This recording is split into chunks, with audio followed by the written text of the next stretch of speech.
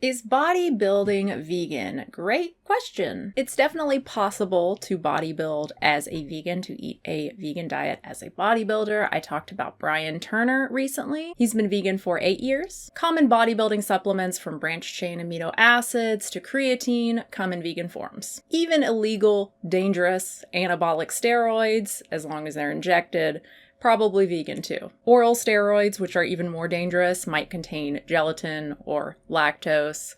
But yeah, don't take steroids, obviously. Bottom line, if you do it by eating exclusively vegan foods, then yes, bodybuilding is vegan. If you do it by eating meat and other animal products, then no, it's not. So could be the shortest video I ever made, but as the commenter alluded to, there's a little bit more to talk about. Someone could argue that due to the sheer amount of food a bodybuilder has to eat versus a non-bodybuilder, it's not a vegan sport. There isn't a lot of data on how many calories bodybuilders actually consume on average. This systematic review tried, but they found the existing research to be dated and of poor quality. So take this with a grain of salt, but what they found for 385 participants, men and women, a bodybuilder on average can consume nearly twice the recommended daily intake while bulking, about 3,821 calories. Interestingly, that Brian Turner video I talked about recently, the one where he is bulking and also eating one meal a day.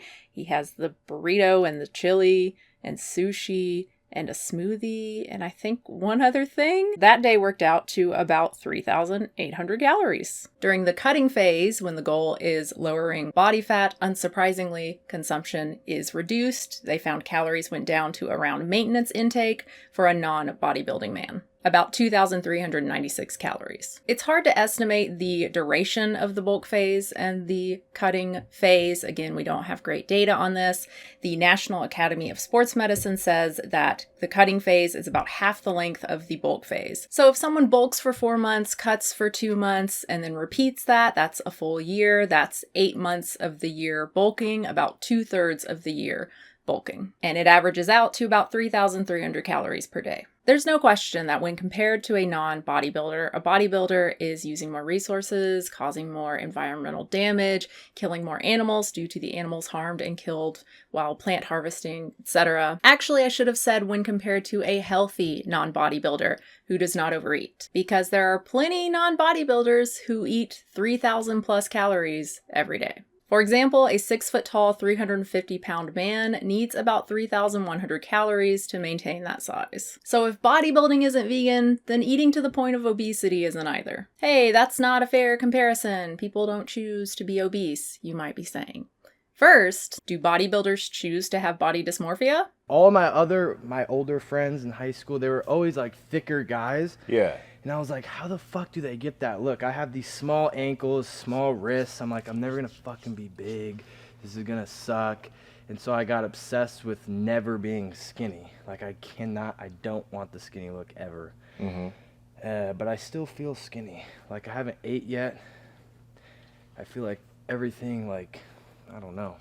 I only feel decently big when I'm 6-7 meals deep at the end of the night and I have that full feeling. It's easy to ignore the harms of a mental illness when we don't perceive those suffering from it as marginalized. But whether someone is marginalized or idolized doesn't really affect the amount of choice involved in their actions. I'm not going to talk about free will or speculate on psychology or anything like that, but the fact is, people can and do choose to stop bodybuilding, and people can and do choose to stop eating so much. Choice or not, whether we're talking about obesity or bodybuilding, lifestyles involving excess consumption are doing no favors for our personal health, for the environment, for animals. But does that make veganism pointless in these cases?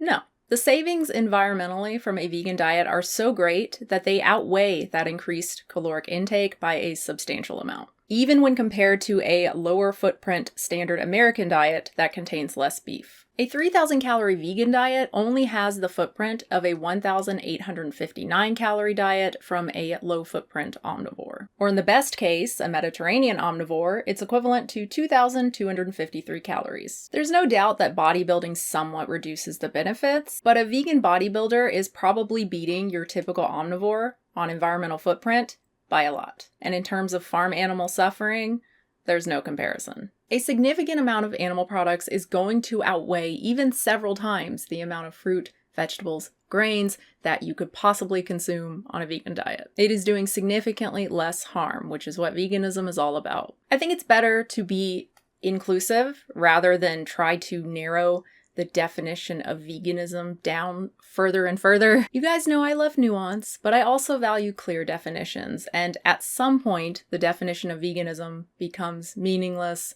and unhelpful. How big is your home? A bigger home requires more resources to maintain, which means more environmental damage, more animal deaths. Are you really vegan if you have a big house? Do you drive a gas-powered vehicle? Oh man, that's horrible for the environment. I don't think you can be vegan unless you drive an electric car. Actually, those require a lot of resources too. They kill a lot of bugs along the way. I think we all need to walk. If bodybuilders and obese people can't be vegan, then who can be? People can do good and bad things that are completely separate from veganism, and I think it's important to keep it that way. We want simple, actionable messages like stop eating meat, and simple definitions like the Vegan Society vegan definition, so that people can take steps to do better without feeling overwhelmed by the entirety of ethics. So I hope that answered your question, and I hope you guys enjoyed this. Please like the video if you did. Please subscribe. That really helps the channel.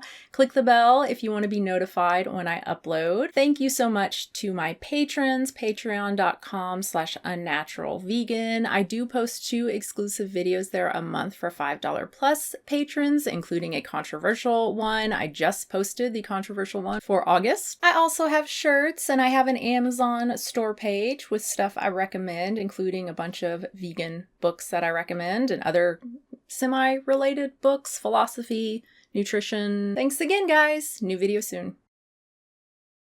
The question was specifically about bodybuilding, but I should also mention strongmen, right? A bodybuilder, it's all about looks, right? You want hypertrophy, you want to grow the muscles, but you also want limited body fat, right? Pretty much as low as you can go.